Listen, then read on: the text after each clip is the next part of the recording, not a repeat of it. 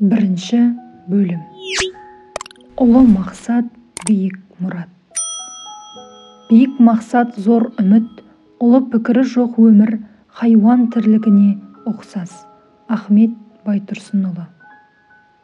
Лев Толстой саналы адамға ішіп-жеп ұйықтап ояну өмірдің негізгі мәні бола алмайды деген екен.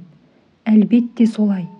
Бұл ғаламға келіп кеткен небір данышпан, хакім атаулы өмірдің мәнін, адам баласының бұл дүниедегі ұлы мақсаты мен биік мұратын іздеген. Жалпы, адами ұлы мақсат мұратқа қатысты Шәкәрім Құдайбердіұлы 1911-1915 жылдары Троицк қаласында жарық көрген қоғамдық саяси және әдеби басылым Айқап журналының 1912 жылғы кезекті санында білімділерге бағыштап, Алланың адамды жаратудағы мақсұты не? Адамға тіршіліктің ең керегі не? Ең жақсы адам қандай кісі? Деген сынды пәлсапалық сауалдар жолдауы тегін емес. Әуелі айтарымыз, өзін терең танымаған, өмірдің мәнін түсініп, жаратылыстың түпкі мағынасын ұқпаған адамда ұлы мақсат пен биік мұрат болмайды. Ондай пенде шынайы кемелденіп кәміл адам дәрежесіне көтерілуі екіталай. Абай атамыз адамды сүй, Алланың хикметін сез, не қызық бар өмірде онан басқа деп, өмірдің мәні адамзатты сүю мен Алланың хикметін сезу екенін айтады. Алланың хикметі тіршіліктің мәні болмақ. Дана ойшыл 17-ші қара сөзінде, өзің үшін еңбек етсең, өзі үшін оттаған хайуанның бірі боласың. Ал адамшылықтың қарызын өтеу үшін еңбек етсең, Алланың сүйген құлы боласың дейді. Осындағы Абай айтқан адамшылықтың қарызы деген не? Меніңше, ғұлама адамшылықтың қарызы деп адамның жаратылудағы негізгі миссиясын айтып отыр. Олай болса, адамның негізгі миссиясын Құраннан іздеп көрелік. Алла тағала бірқатар Құран аяттарында адамды халифа етіп жаратқандығын білдірген. Яғни, ұлы жаратушыны танып біліп, ғаламатты ұлы көрмедегі әрбір теңдессіз көркем туындыға тамсанып, ұлы шебердің құдіретіне бас иіп, өзіне берілген нығметтерге шүкіршілік ету, жер бетін гүлдендіріп көркейту, міне, осылар адамның халифа ретіндегі түпкі миссиясы. Яғни, адамға жер бетін көркейту үшін Алла өз атынан өкілеттілік берген. Халифалық Алла мен адам арасындағы осынау қасиетті өкілеттілікке айтылады. Ғаламды гүлдендіріп көркейту үшін адамға ақыл, сана, қабілет, қарым, мол мүмкіншілік берілген. Адам өзіне жүктелген ұлы миссияны орындау үшін әрдайым дамуға, кемелденіп жетілуге міндетті. Адамға жүктелген халифалық міндетті Алла мен адам арасындағы қасиетті өкілеттілік дедік. Осы өкілеттілікті қарапайым мысалмен түсіндіріп көрелік. Айталық, кез келген шетелдегі өкілетті елші өзін жіберген мемлекеттің атынан рұқсат шеңберінде ғана жұмыс істейді. Оның артында жеке мемлекет тұрғандықтан үлкен құзыретке ие. Сол құзыретті пайдаланып, мемлекеттің мүддесіне сай қызмет етеді. Мемлекет атынан әрекет еткендіктен, өзі өкілеттілік еткен елдегі биік мансап иелерімен оп-оңай кездесіп, кіммен болсын да жүздесе алады. Бірақ өкілеттілігін асыра пайдаланып, мемлекет рұқсат етпеген істерге бас сұғу жазаланады. Өйткені өкілеттіліктің аты айтып тұрғандай, белгілеген шеңберден шығуға болмайды. Сол сияқты адам да Алла міндеттеген өкілеттілік шеңберінде әрекет етуге міндетті. Адам баласына жаратушы тарапынан мына дүниені көркейтуге, гүлдендіруге үлкен мүмкіншілік, өте ауқымды шеңбер, сан алуан қабілет, қарым берілген. Кез келген істі бисмилля деп Алланың атынан бастауымыздың сыры осында жатыр. Бұл Алланың атынан әрекет ету деген сөз. Ал адам мен арамды Алла берген осынау өкілеттіліктің ұлықсат пен тыйым шеңбері деуге болады. Жоғарыда атап өткеніміздей, өзіне сенім артып, өкілетіп жіберген мемлекетін мойындамай, ешбір шектеу шекарасыз өз қалауымен әрекет еткен жағдайда өкілетті елші жазаланатын секілді халифалық міндет алған пенде Алланы мойындамай, адал арам демей, ұлықсат шеңберінен шыққан жағдайда жауапқа тартылуға лайық болады. Адам өзіне жүктелген осынау халифалық миссиясын ұмытып, Алла мен өзі арасындағы өкілеттілік жібін үзіп, дербес әрекет етуге талпынған кезде өмірдің мәні мен мына дүниеге жіберілу миссиясын, ұлы мақсатын жоғалтып алады. Кез келген жеміс бұтағынан, яғни өзегінен ажырағанда шіріп, бүлінетіні секілді адам да Алласынан алыстағанда бұзыла бастайды. Барлық рухани проблемалар осы жерден бастау алады. Өйткені ұлы мақсаты жоқ, басы бос адам, кеудесі қаңыраған қуыс адам. Мұндай адам көбіне мазасыз күй кешеді. Мұқағали ақын айтпақшы: демалысап Кавказ Қырым барғаның, бәр өкініш өзіңді өзің алдауың. Қалай үзіп, қайда тығып тыншисың, тыным бермес ойларыңның жалғауын. Ішкі бостандықтан туындаған мазасыздықтан құтылу үшін дүние, атақ, мансап, тән рахаты секілді уақытша дүниелермен өзін алдарқатып өмір сүреді, бірақ бәрібір шынайы жан тыныштығына қол жеткізе алмақ емес. Адамның көбі ұрпағын бағып қағып, өсіріп жеткізуді өмірдің негізгі мақсатына телейді. Әрине, ұрпағыңды жеткізу үлкен аманат, бірақ бұл ұлы мұрат емес. Алланың адам табиғатына қойған табиғи мейірім мен жанашырлықтан туындаған жауапкершілігі мол, абыройлы міндеті.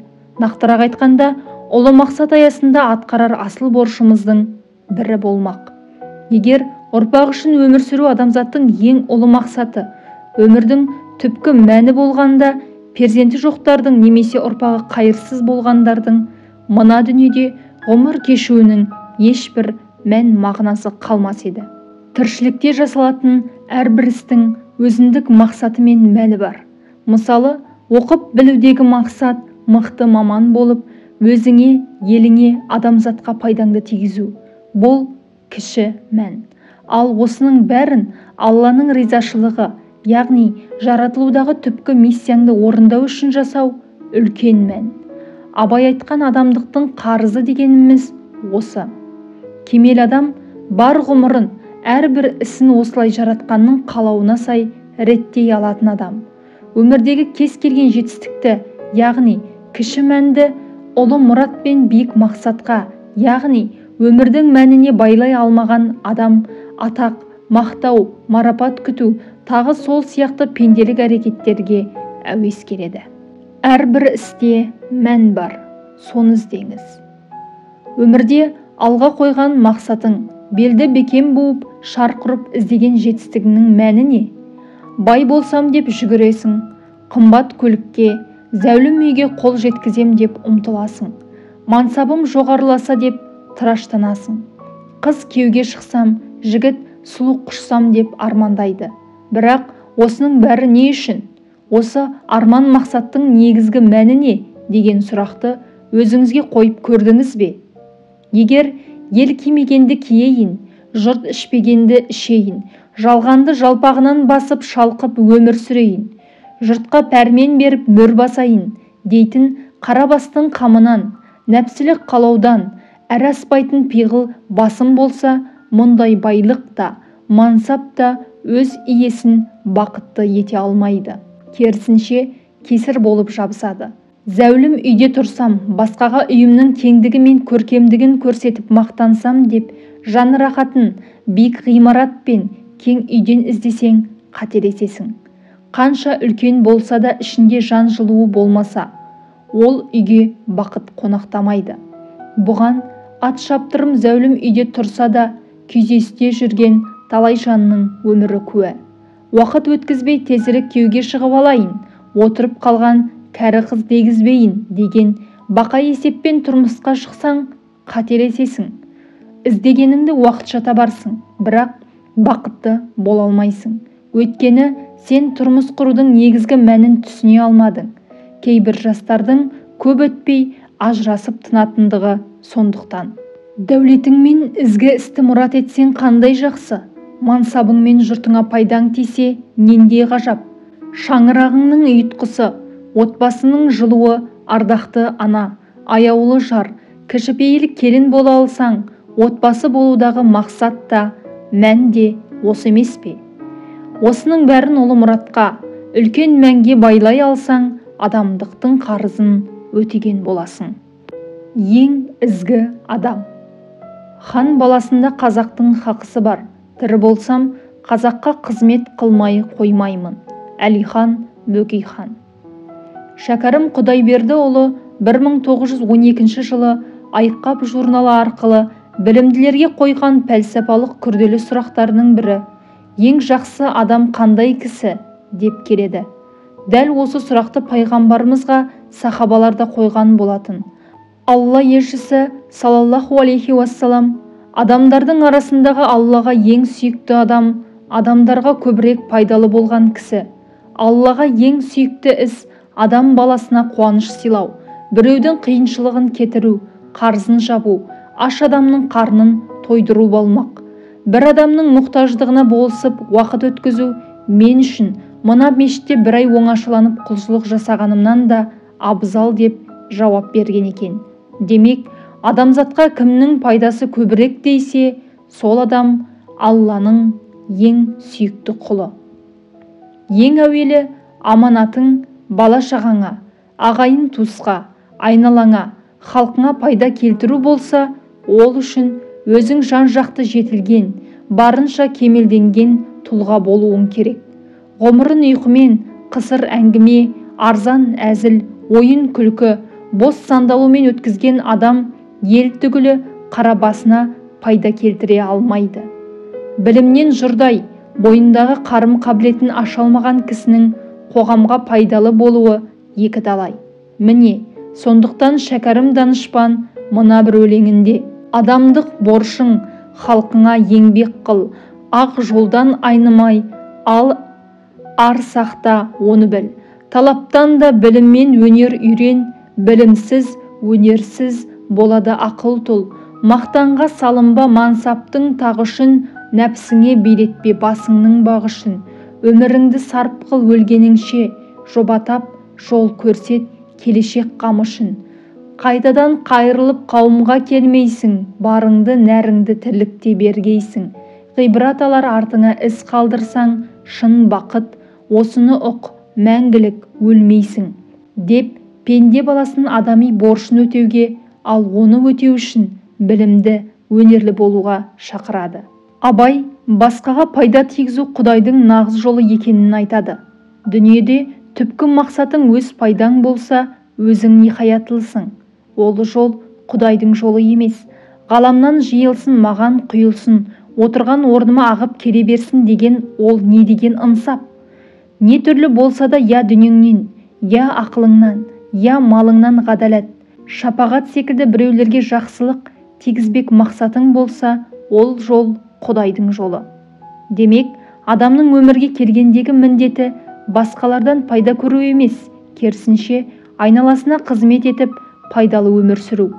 Осыны толық түсінген кезде ғана ол шынайы бақытқа қол жеткізеді. Көкірегі қуанышқа толады. Бұл жолда кездесетін қиыншылық пен сәтсіздікке мойымайды. Бойына сарқылмайтын жігер мен алапат қуат ұялайды. Нәтижесінде ол сөзсіз жетістіктің тұғырынан табылады. Жаратылыс ағашының мәуесі. Адам айналасына ғибрат көзімен қараса, жарығы мен жылуын мейірлене төккен алып күннен бастап, әрбір жаратылыс өзіне бағынышты түрде қызмет етіп жүргенін сезініп, өзінің халифа екендігін ұғады. Егер адам баласы өзін Алла ардақтап жаратқан ғажайып болмыс екенін терең түсінсе, бүкіл періште оған сәжде ететіндей ардақты жаратылыс екенін сезіне алса, сөз жоқ, кемелденуге ұмтылары анық. Өйткені адам жаратылыс ағашының мәуесі.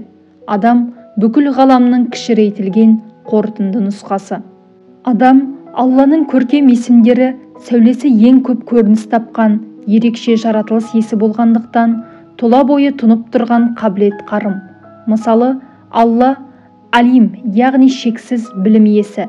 Осы сипаттың сәулесі басқа жаратылысқа қарағанда адамзатқа молынан түскен. Қазіргі дамып жатқан ғылым білім осының көрінісі.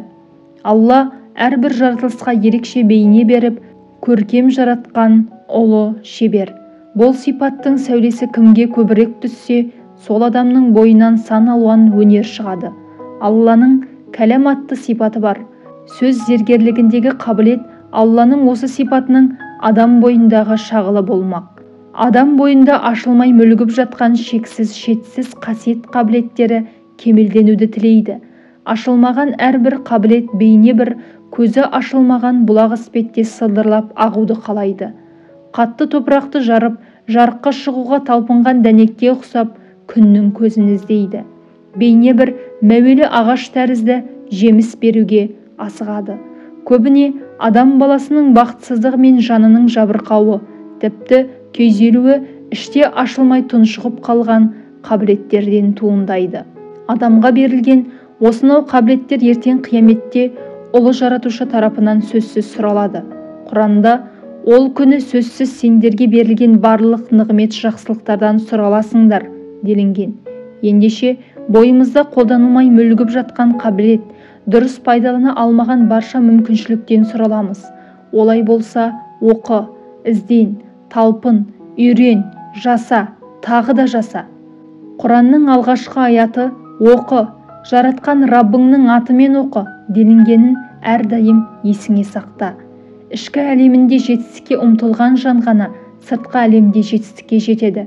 Өзің өзгергенде айналаң да тіпті әлемде өзгереді. Өздеріңді өзгертпейінше Алла тағала сендер тап болған жағдайды өзгертпейді. Ендеше өзіңді таны, әлемді біл, іштен ғана ашылатын сыр сандығының кілтін тап, кемелдікке қарай қадам бас. Жетістікке жету қағидалары: өмірдің мәнін біл, арманда, мақсат қой, саған қатысы жоқ пайдасыз істерді тәрк ет, қолыңнан жақсы келетін сүйікті ісіңмен айналыс, жоспармен жүр, батыл бол, харекет етіп жаратқанға тәуекел жаса. Әрекет армандарыңды әрдайым қадағала, табандылық таныт, кідіріс жасап айналаңа қара. Өткенді сараптап келер күнді бағамда, денсаулығыңды күт, отбасыңа, туған туыстарыңа көңіл бөл, айналаңмен жақсы қарым қатынаста бол, адамдарға пайдаңды тигіз, ұдайы жетіліп шеберлігіңді шыңда, шүкір етіп құлшылық жаса.